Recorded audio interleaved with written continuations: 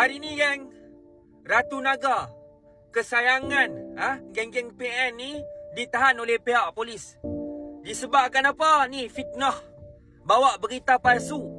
Yang mana dia dakwa hari tu budak sekolah Cina Perak nyanyi lagu negaraku dalam bahasa Cina.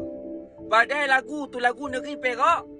Kemudian budak-budak sekolah Cina tu dia nyanyi dalam bahasa Melayu. Kalau kita dengar betul-betul memang dia nyanyi dalam bahasa Melayu. Biasalah pelat sikit. Tapi oleh kerana apa?